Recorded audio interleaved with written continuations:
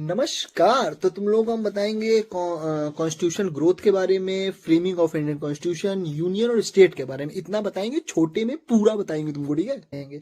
तो सबसे पहले तुम लोगों को बताते हैं कॉन्स्टिट्यूशन होता क्या है। Constitution is a supreme and basic law of a country according to which the country is governed. मतलब ये सुप्रीम और बेसिक लॉ होते हैं, मतलब बेसिक लॉ सुप्रीम, तुम इसको तोड़ नहीं सकते, तोड़ तो मार दी जाएगी, ठीक है। पहली चीज, अब इसके तीन ऑर्गन्स होते हैं, गवर्नमेंट के तीन ऑर्गन्स होते हैं। पहला होता है लेजिस्लेटिव, दूसरा होता है एग्जीक्यूटिव और तीसरा होता है जुडिशरी।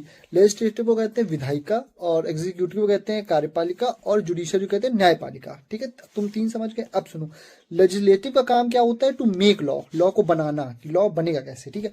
एग्जीक्यूटिव मतलब उसको इंप्लीमेंट कराना, कि भाई अब ये बन गया है तो इसको इंप्लीमेंट कराएंगे।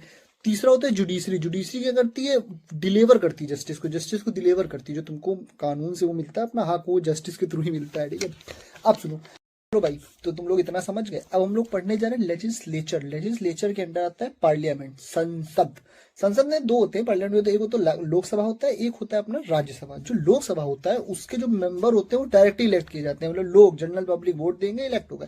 जो राज्यसभा के मेंबर होते हैं वो डायरेक्टली इलेक्ट नहीं होते बेटे, न वो उसे इलेक्ट करते हैं स्टेट लेजिस्लेटिव असेंबली के लोग, ठीक है।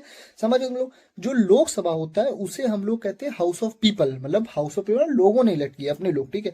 और जो राज्यसभा होती है उसे कहते हैं काउंसिल ऑफ स्टेट, ठीक है, काउंसिल ऑफ स्टेट कहते हैं। अब इसमें भी क्या होता है, जो लोकसभा होता है उसे हम लोग कहते हैं लोअर हाउस, और जो राज्यसभा होता है उसे हम लोग कहते हैं अपर हाउस। ये चीज हम तुमको थोड़ी देर बाद समझाएंगे यूके से रिलेट करके, ठीक है। अब दूसरा होता है, हम लोग पढ़े स्टेट लेजिस्लेचर क्या होता है, ठीक है। स्टेट लेजिस्लेचर, देखो ये हमने तुम्हें बताया सेंट्रल का, ठीक है। अब बता देना स्टेट का। स्टेट में क्या होता है कि एक होती है लेजिस्लेटिव असेंबली, एक होता है लेजिस्लेटिव काउंसिल। लेजिस्लेटिव असेंबली होता है विधानसभा, और जो लेजिस्लेटिव काउंसिल होता है उसे कहते हैं विधान परिषद, ठीक है।